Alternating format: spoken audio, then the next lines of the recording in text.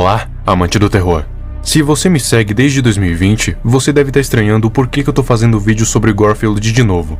Existem 3 motivos. O primeiro é que esse vídeo teve reivindicações de direitos autorais. O segundo é que as informações foram passadas de qualquer jeito. Então eu vou contar a história de um jeito que dê pra entender muito melhor. E o terceiro, e mais importante, é que eu não vou abordar uma, mas as 3 principais versões do Garfield.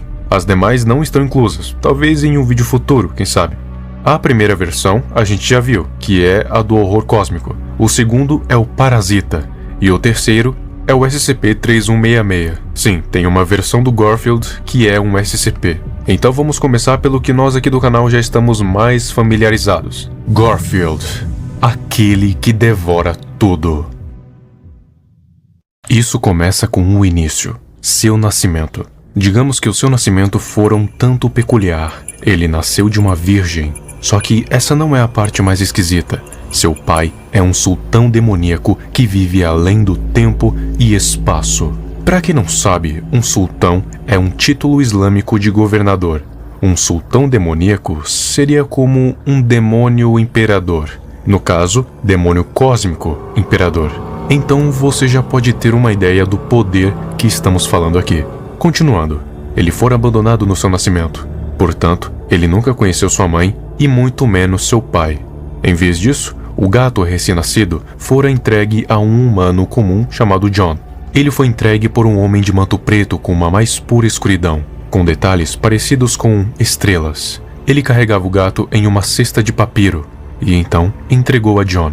Logo depois, o tal homem se virou e saiu, logo desaparecendo como se nunca tivesse nem existido. John resolveu adotar o pobre felino, que parecia estar faminto, mas mal sabia John que esse seria o seu pior erro. Um erro que mudaria completamente o curso do seu destino. Com o passar do tempo, de forma mais precisa, 6 meses, o gato, que recebeu o nome de Garfield, já começou a conseguir falar, desenvolver o seu vocabulário, e em cerca de 1 ano já começou a falar inglês fluentemente, fora que preferia andar bípede. Só que a característica de andar bípede e falar não é só do Garfield, mas também está presente em Nermal e Arlene. Mas a característica que mostrava a diferença de Garfield era a sua indiferença diante a realidade. Ou seja, ele parecia entediado o tempo inteiro, e a única coisa que o prendia a ela era a lasanha, que John tinha que preparar várias vezes por dia, porque era a única coisa que não o fazia se tornar Garfield, aquele que devora tudo. Mas então, o inevitável aconteceu. Garfield havia vivido uma longa vida, mais longa do que a de qualquer outro gato. Só que o dia da sua morte havia chegado. Mas antes que ela viesse, ele fechou os olhos e se viu perante ao absoluto e transcendente nada. Ele estava além de qualquer coisa. Todos os conceitos eram nulos, a matéria era nula, a realidade inexistente. Nenhum, nem zero. Naquele momento, Garfield presenciou tudo. Foi então que ele retornou do seu estado de pré-morte, se levantou e olhou ao redor. O mundo inteiro estava diferente. Não só isso, ele não via mais apenas o mundo tridimensional. Ele conseguia ver além, infinitas dimensões. Conseguia ver as cordas que moldavam a realidade mais claramente que o dia. E não só isso, mas percebeu que também conseguia manipulá-las. Ele começou a mexer as cordas com a sua mente e as fez tomar a forma de algo. Uma lasanha, que se formou no ar e caiu delicadamente no chão. Porém, Garfield, ou então nesse momento, Garfield, já não viu mais graça nenhuma. Não via a lasanha como algo apetitoso que o faria acalmar a sua fome. A fome dele agora era diferente. Garfield olhou para John e não o viu mais como seu dono, e sim como alguém que queria mantê-lo em sua forma física, frágil e subserviente. E não poderia mais tolerar aquilo, e queria dar o troco. A sua lasanha não era mais aquela massa no chão, e sim o multiverso. Ele transcendeu a sua forma e engoliu o vasto multiverso com seu caos, escravizando infinitos mundos e devorando outros. Ele reescreveu as leis do cosmos ao seu modo e expurgou as antigas. Em poucos segundos, o seu caos havia se espalhado pelo multiverso e nenhum ser ou entidade pôde detê-lo. Eram todos insignificantes perante a sua presença. Mas o seu brinquedo favorito era John e buscava atormentá-lo pela eternidade. E isso durou por 3 décadas. E então, no ano de 2143, John resolveu que era o suficiente e passou a revidar, matando vários dos avatares de Garfield, o suficiente para fazer montanhas de corpos. De alguma forma, John havia adquirido poder suficiente para começar a se tornar uma ameaça. Mas, infelizmente, essa história termina por aqui, sem sabermos quem saiu vencedor nessa guerra. Agora vamos para uma história mais conhecida de Garfield, e aquela que eu acredito ser verdadeiramente canônica.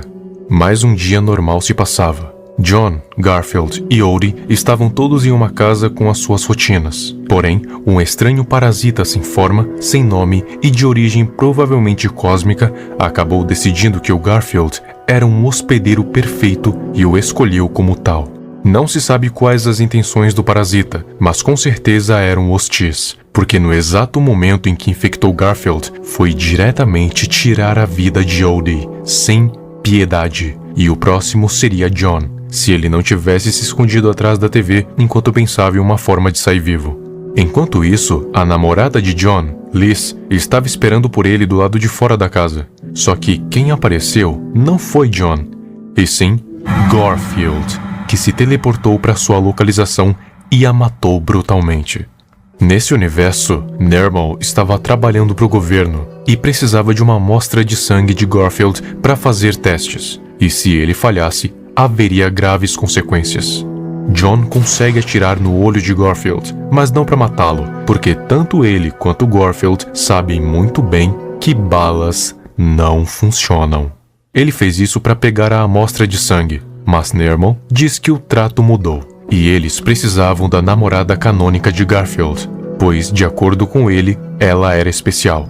Só que antes disso acontecer, Nermal acaba sendo encontrado pelo Garfield, que antes de matá-lo, diz que nunca gostou dele. John tem seu último confronto com Garfield quando eles estão no porão. Lá o Garfield morde a sua mão e arranca do seu braço. John consegue enfaixá-lo e parte para o plano principal, que é colocar fogo no porão e explodir a casa com um reservatório de gás. E então fez isso. Só que de nada adiantou. E tanto Garfield quanto John saíram vivos da explosão. Mas agora pareceu que Garfield já não tinha mais interesse em matar John. Tinha outros planos.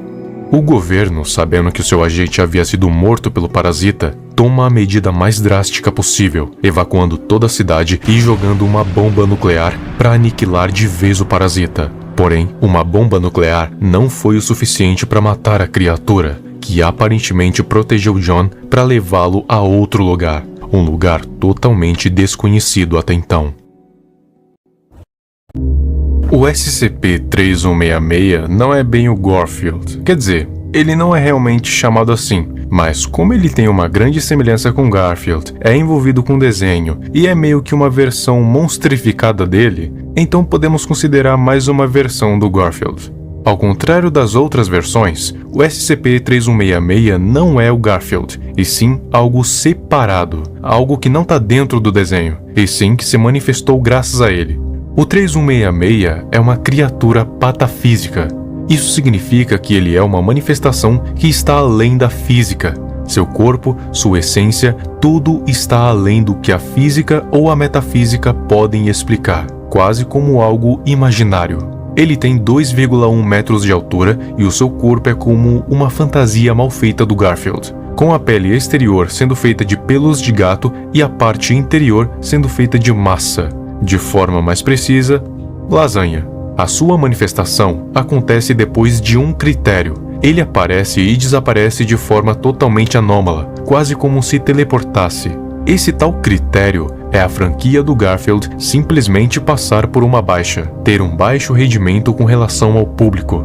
Quando isso acontece, ele imediatamente vai atrás de certos indivíduos que são envolvidos com a série. Quando ele chega na vizinhança desses indivíduos, logo vai atrás deles. Chegando na localização, 3166 vai tentar fazer vários ataques repetidos com objetos próximos, ao mesmo tempo que tenta forçar o alvo a comer a lasanha que vem do seu corpo. Inclusive, um ótimo jeito de tirar a atenção dele do alvo é com uma lasanha que venha de fora do seu corpo. Só que ele não vai comer, e sim tentar colocar ela no seu corpo também. Por causa desses eventos, Garfield, ou então SCP-3166, é algo impossível de manter contido em uma cela. Porém, continua sendo um classe Euclid, porque descobriram uma forma eficaz de mantê-lo na cela, que é garantindo que a franquia Garfield continue fazendo sucesso, tanto patrocinando os estúdios, quanto fazendo com que os espectadores nutram um interesse pela franquia de forma anômala.